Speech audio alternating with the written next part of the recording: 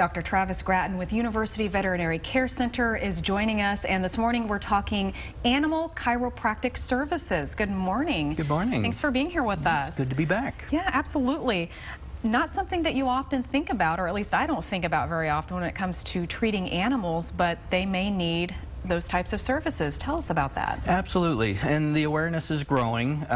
When I first started doing this 20 years ago, it was kind of a weird little niche that we got into, but it has become much more mainstream. People are looking for options to help their pets other than just medication for symptoms, pain, and muscle spasm. Often we can make dramatic differences in these animals.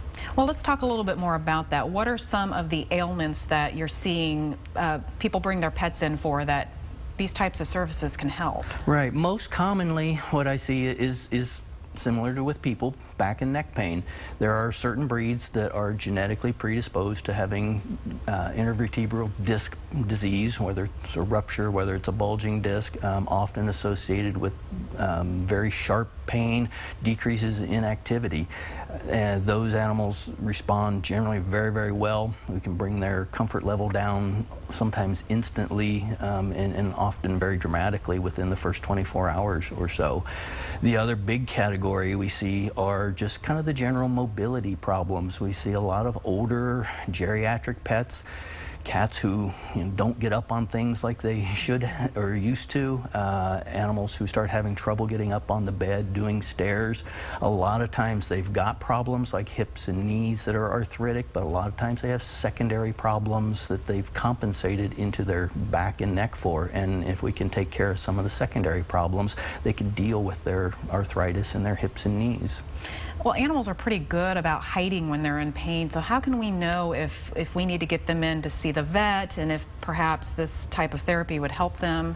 What are some of those signs that we can be looking for? Yeah, and especially cats are notoriously good at not showing symptoms of pain. They just deal with it, and that's true even with most dogs. You and I get up, something hurts, we complain about it.